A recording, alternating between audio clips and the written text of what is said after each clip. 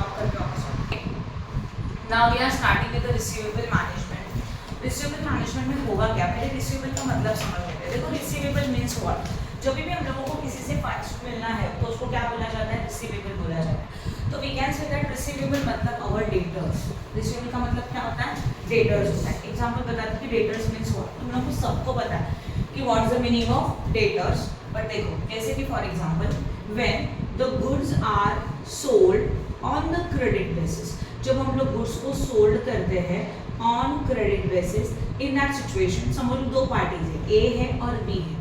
B को हम लोगों ने सोल्ड किया क्रेडिट बेसिस के ऊपर, कितने का, समझ लो 5 लाख। ओके, अभी होगा क्या, अगर 5 लाख का अमाउंट गुड्स को सोल्ड किया क्रेडिट बेसिस के ऊपर, तो ऐसे सिचुएशन में सोल्ड तो हो गया, मिस्टर बी ने गुड्स तो लेके गया, बट अभी तक पैसे दिए क्या, नहीं। तो ऑब्वियसली जो 5 लाख का फंड है ना, वो हम लोगों को मिलने वाला है, राइट है। और वो कब मिलेगा, for example 1 month, for example कब मिलेगा, 1 मंथ के बाद मिलेगा। तो we can say that mister B से हम लोगों को फंड मिलेगा after 1 month of rupees 5 lakh. तो मिस्टर बी हमारा डेटर्स, इसको क्या बोलते हैं, डेटर्स। क्लियर हो गया डेटर्स का मतलब क्या होता है। और अगर समझो मिस्टर ए को हम लोगों ने सोल्ड किया था, but this is sold on the cash basis, इसको सोल्ड कौन से बेसिस के ऊपर किया है, कैश बेसिस के ऊपर किया, राइट है। तो ये जो कैश बेसिस वाला जो सोल्ड है ना, इसके लिए कंसेप्ट क्या यूज किया जाएगा, सोल्ड किया on the spot cash is received, तो this person is not our debtor, ये पर्सन हमारे लिए डेटर नहीं है। ये लॉजिक समझ में आया जो भी मैंने बताया, यस और नो, समझो अच्छी तरह से। तो कंसेप्ट इज व्हाट कि जब भी हम लोग गुड्स को सोल्ड करते हैं क्रेडिट बेसिस के ऊपर, जब भी हम लोग गुड्स को क्रेडिट बेसिस के ऊपर सोल्ड किया, तो ऐसे सिचुएशन में गुड्स को क्रेडिट बेसिस के ऊपर सोल्ड करने के बाद जो भी फंड हम लोगों को मिलने वाला है और जिनसे मिलने वाला है वो हम लोग डेटर बोलते हैं, and this debtor is also known as receivable. इनको क्या बोला जाता है, रिसीवेबल बोला जाता है, क्योंकि इनसे पैसे मिलने वाले हैं, that's why they are known as receivable. समझा रिसीवेबल का मतलब क्या है, यस और नो। और जिनको हम लोगों ने कैश बेसिस पे सोल्ड किया वो हमारे डेटर नहीं है, तो ऑब्वियसली वो रिसीवेबल भी नहीं है। अभी एक एग्जांपल देते हैं, समझ आपके घर में, घर के सामने एक शॉप है, एक्स वाई जेड, एक्स है, ऐसे 2 शॉप्स है आपके घर के सामने। ओके, इस शॉपकीपर के पास गए, आपने 50 रुपीज़ का गुड्स परचेस किया और उसको बोला पैसे कल देता हूँ, बट इसने अलाउ भी नहीं किया, इसे कहते बस अभी के अभी चाहिए, राइट है। समझ रहा है जो मैं बता रही हूँ।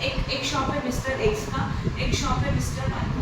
आप एक्स के शॉप में गए, उसको बोला 50 रुपीज़ का गुड्स लेके जाता हूँ, पैसे कल देता, but he is not allowing on the credit basis, होता है कि कैश तो अभी के अभी चाहिए, ठीक है। फिर आप गए इसके पास 50 रुपीज़ का, आपने इसने आपको क्रेडिट बेसिस पे सेल किया, होगा क्या, अभी नेक्स्ट टाइम पे हम लोग मुझे कुछ गुड्स परचेस करना है, मेरे पास कैश है, तभी भी हम लोग कहाँ जाएंगे, मिस्टर एक्स के मिस्टर वाई के पास जाएंगे, क्यों, क्योंकि उसने मुझे उधारी पे अलाउ किया था, अब मैं इसके पास नहीं जाऊँगी। तो कंसेप्ट इज व्हाट कि when the goods are sold on the credit basis, जब हम लोग क्रेडिट बेसिस पे सोल्ड करते हैं ना, तो यहाँ पे एक चांसेस है कि हमारा बिजनेस बढ़ सकता है।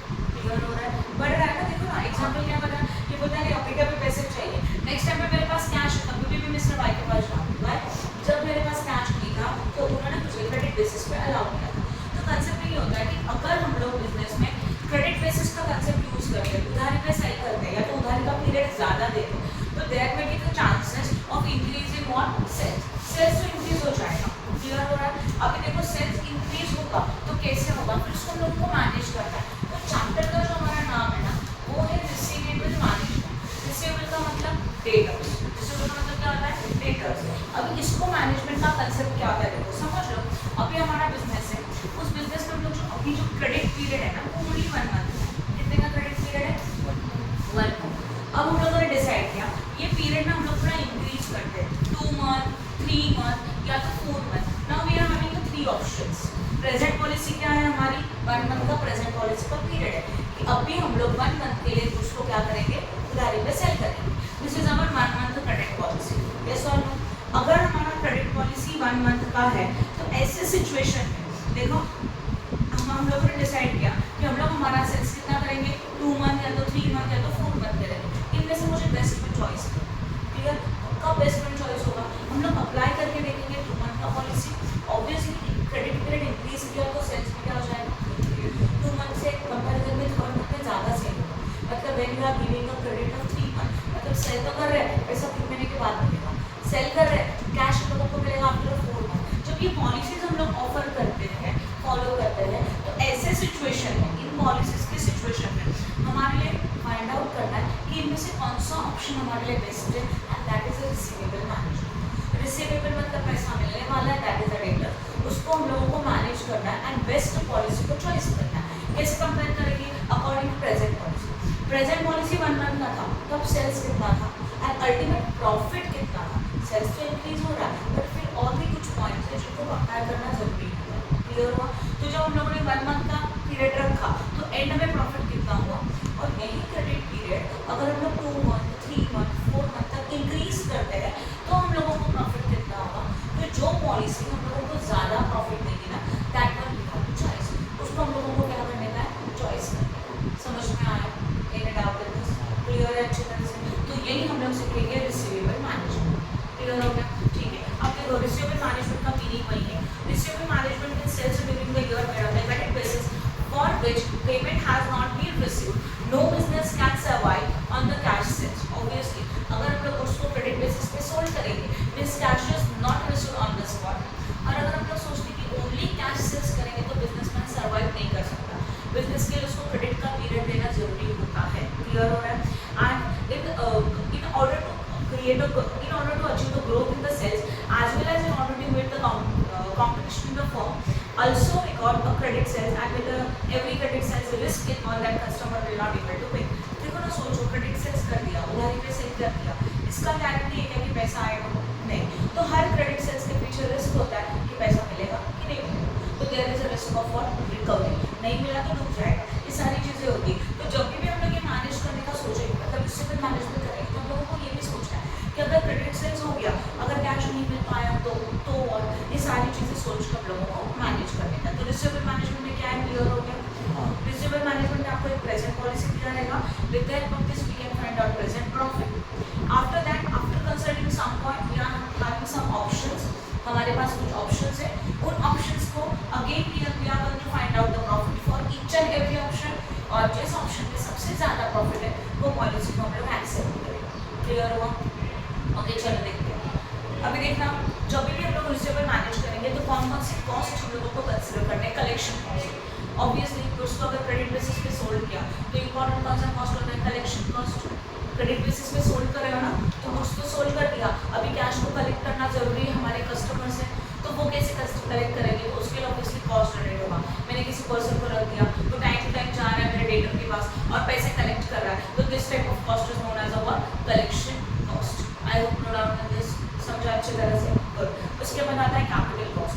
कैपिटल कॉस्ट का मतलब क्या होता है, देखो जैसे कि फॉर एग्जांपल, अब यहाँ ध्यान देना प्लीज, अगर हम लोग अभी बिजनेसमैन, ओके समझ लो, हम लोगों ने मिस्टर ए को गुड्स को सोल्ड किया कैश बेसिस के ऊपर, किस बेसिस के ऊपर, कैश बेसिस के ऊपर, राइट ना। तो अगर हम लोगों ने मिस्टर ए को गुड्स को सोल्ड किया कैश बेसिस के ऊपर, फॉर एग्जांपल 1 लाख, ये सुनो, तो ये जो 1 लाख का स्पेंड, ये जो 1 लाख का सेल किया हुआ है ना, कुछ तो सोल्ड हो गया, तो ऑन द स्पॉट कैश मिल, कोई प्रॉब्लम नहीं था कैश नहीं। तो अगर हम लोगों को ऑन द स्पॉट कैश मिल रहा है, तो ऐसे सिचुएशन में होगा क्या, मेरा कोई फंड ब्लॉक नहीं है, पैसा ब्लॉक है क्या, सेल किया 1 लाख ऑन द स्पॉट मिल गया, खत्म। वही सेल्स अगर हम लोग मिस्टर बी को कर रहे हैं and it is on the basis of credit, समझ लो same 1 lakh and this is for 2 month, मतलब गुड्स तो सेल हो गया, गुड्स तो लेके गया, बट 1 लाख हमें मिला है, नहीं मिला है। ये 1 लाख हम लोगों को कब मिलेगा, 2 मंथ्स के बाद मिलेगा। तो for the period of 2 month ये 1 लाख मेरा उसके पास ब्लॉक है, हाँ है ना।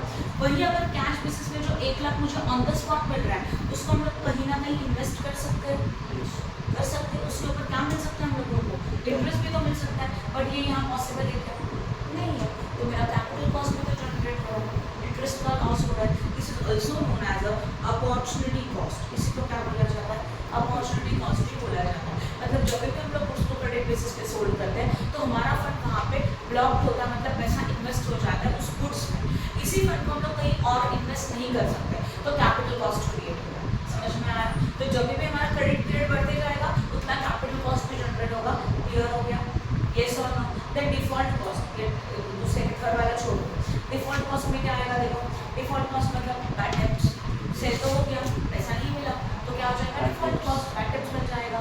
Okay, del credit commission, what is the rule as a del credit commission, समझो बीच में एजेंट है, बराबर है, एजेंट को हम लोग एक्स्ट्रा कमीशन दे देते हैं, हम लोगों ने सीखा था दैट साइड, एजेंट को हम लोग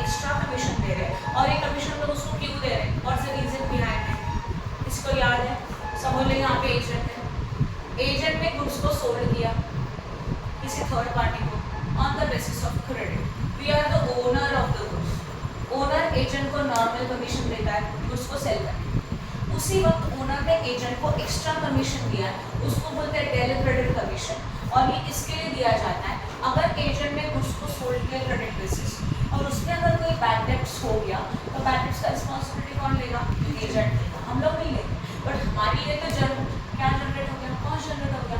कौन सा वाला? Daily credit commission cost. तो these are also expenses for us because of credit sales only. ये किसके लिए हो रहा है? क्रेडिट सेल्स की वजह से हो रहा है। तो this is also cost for us. ये हमारे लिए क्या है?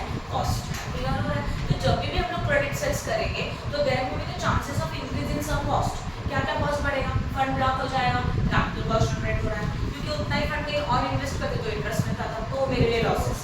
क्लियर हो रहा है? कलेक्शन कॉस्ट जनरेट होगा, किसी पर्सन को रखा जाके कलेक्ट करके लाओ, फिर में तो माफ करेगा नहीं, we have to pay the fund to them.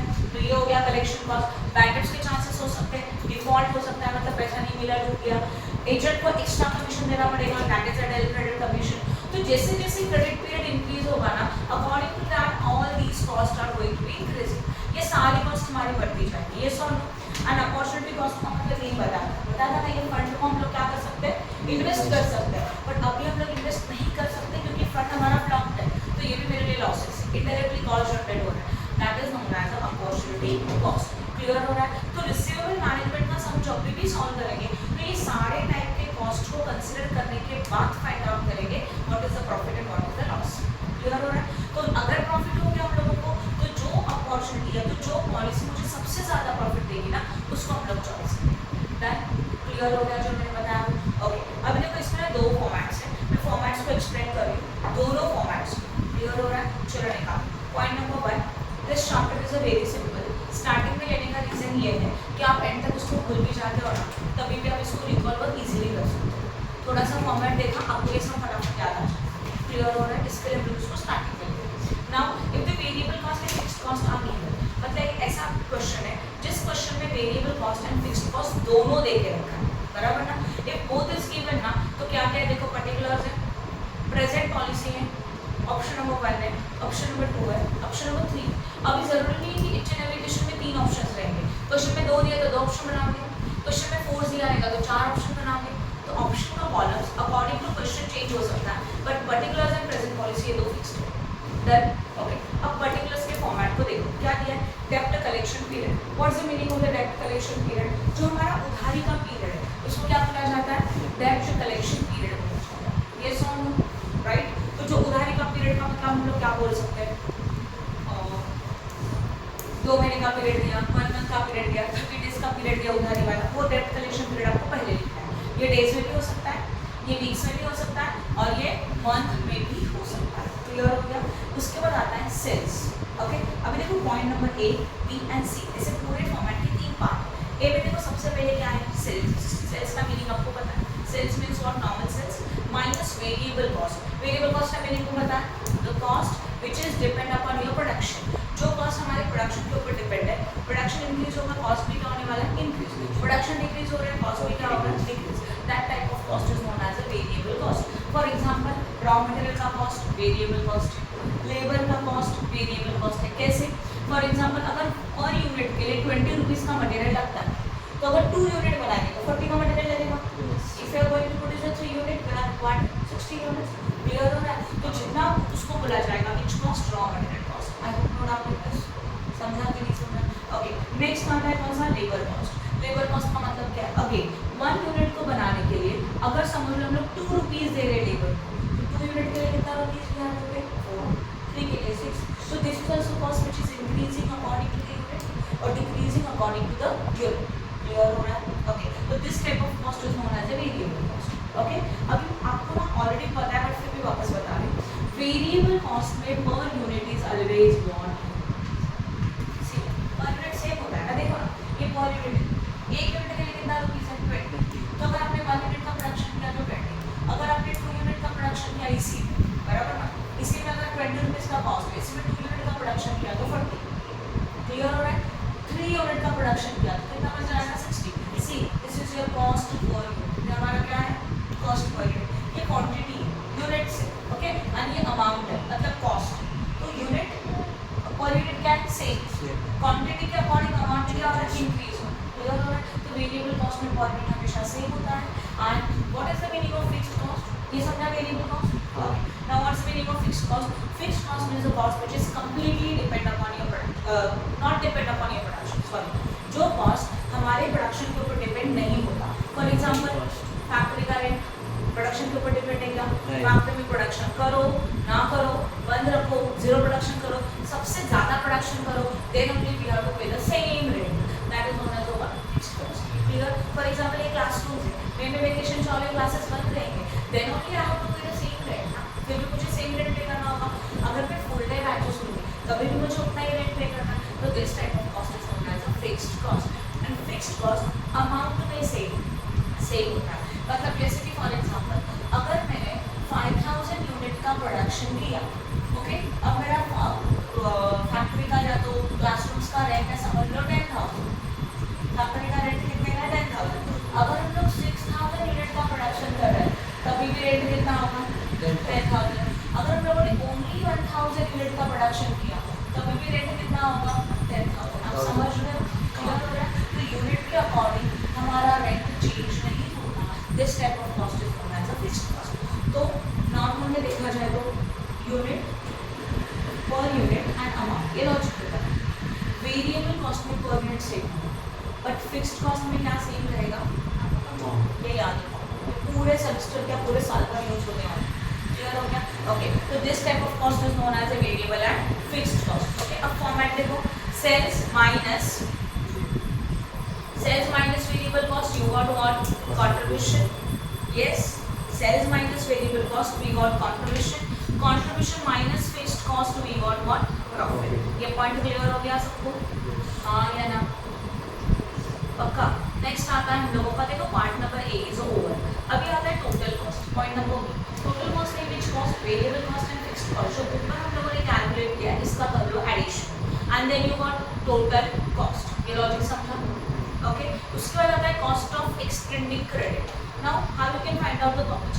बीच में क्या पॉइंट रहेगा? पॉइंट नंबर ए समझा सबको? Sale minus variable cost, you got contribution. Contribution minus fixed cost, you got profit. Point number A खत्म. पॉइंट नंबर बी में हमको दो points निकालने हैं. First one is your total cost. Total cost means fixed cost plus variable cost. तो ऊपर जो calculate किया हुआ वेरिएबल फिक्स्ड है वो दोनों का एडिशन नीचे है. ये क्लियर है साहिब? ओके. उसके बाद आता है एवरेज इन्वेस्टमेंट इन रिसीवेबल्स. ओके. इसमें देखो फॉर्मेट क्या रहेगा? टोटल कॉस्ट इनटू डेब्ट कलेक्शन पीरियड. क्या बताया मैंने? टोटल कॉस्ट इनटू डेब्ट कलेक्शन पीरियड डिवाइडेड बाय 1252 या तो 365. What's the meaning of average investment in receivable? मतलब देखो ध्यान दो, जब हम लोग गुड्स को क्रेडिट बेसिस पे सोल्ड करते हैं तो हम लोगों का फंड्स यहाँ पे ब्लॉक होता है, राइट ना? तो उन इनको क्या बोला जाएगा? क्रेडिट बेसिस पे सोल्ड करेंगे तो उनको क्या बोलते हैं? डेटर. और ये डेटर मतलब ही रिसीवेबल्स है. अब याद रखो, रिसीवेबल इज फॉर डेटर. जिनसे हम लोगों को पैसा मिलने वाला है वो हमारे डेटर्स होते हैं, वही हमारे रिसीवेबल्स हैं. तो रिसीवेबल्स में हमारा कितना fund on an average blocked है, उसको क्या बोला जाता है? एवरेज इन्वेस्टमेंट इन रिसीवेबल्स. समझा जो मैंने बताया आपको? क्लियर है? रिसीवेबल्स में मतलब जिनसे मुझे पैसे मिलने वाले हैं उनके पास मेरा ऑन एन एवरेज कितना फंड ब्लॉक्ड है, that is known as average investment in receivable. इसको कैसे निकालेंगे? टोटल कॉस्ट इनटू डेब्ट collection period 2 month, 3 month, 90 days, 60 days जो भी है, डिवाइडेड बाय 1252 या तो 365. डेटा कलेक्शन पीरियड अगर मंथ में है तो डिवाइडेड बाय 12, वीक्स में है तो और डिवाइडेड बाय 52 एंड डेज में है तो और divided by 365. Okay. Some time अगर आपने क्वेश्चन में 360 बोला है तो डिवाइडेड बाय 360 नहीं बोला है तो क्लियर हो गया? ओके. ये समझ में आया अच्छी तरह से? Point number C, cost of extending credit. Credit मतलब क्रेडिट पीरियड ना? हाँ, डेटर कलेक्शन पीरियड ना? हाँ. डेटर डीसीपी मतलब नहीं, cost of extending credit. Cost of extending credit मतलब जो हम लोगों ने उधारी का पीरियड बढ़ाया उसको बोलते हैं कॉस्ट ऑफ एक्सटेंडिंग क्रेडिट. पहले 1 मंथ का था, अब ये पीरियड 2 मंथ की, मतलब हम लोगों ने क्रेडिट का पीरियड इंक्रीज एक्सटेंड किया. इनकी वजह से कौन कौन से कॉस्ट जनरेट हो रहे हैं? अपॉर्चुनिटी कॉस्ट, पैसा ब्लॉक हो गया, इंटरेस्ट नहीं मिल रहा है, वो अपॉर्चुनिटी कॉस्ट वो आएगा. That is a percentage of opportunity cost of capital. ये पॉइंट समझा? ओके. अब ये किसके ऊपर निकालेंगे? इसका परसेंटेज आपको क्वेश्चन में दिया है और उसको कैलकुलेट करना एवरेज इन्वेस्टमेंट इन रिसीवेबल के ऊपर. इसके ऊपर कैलकुलेट करने का ऊपर वाला जो अमाउंट है ना फॉर्मूला से निकाला हुआ, उसके ऊपर ये परसेंटेज कैलकुलेट करेंगे क्योंकि वो हमारा इन्वेस्टमेंट है डेटर्स में का, राइट? और उसके ऊपर का इंटरेस्ट का कॉस्ट मैंने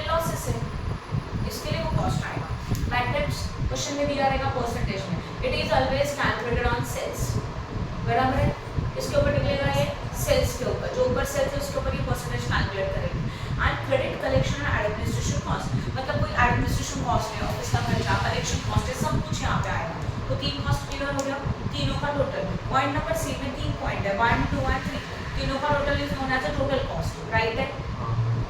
अभी देखो नेट बेनिफिट मतलब नेट प्रॉफिट, ऊपर प्रॉफिट है पॉइंट नंबर ए में, चेक करो ए के प्रॉफिट में से सी वाला कॉस्ट माइनस करेंगे, you got actual profit, that is known as a net benefit. समझा? ऐसे हम लोग सब पॉलिसी का निकालेंगे नेट बेनिफिट, और जिस पॉलिसी का नेट बेनिफिट अच्छा है that policy we have to choice. Incremental benefit क्या है मालूम करना, सम करके तो और क्लियर हो जाए। Any doubt in this? समझा? This is your format when variable cost and fixed cost both is given.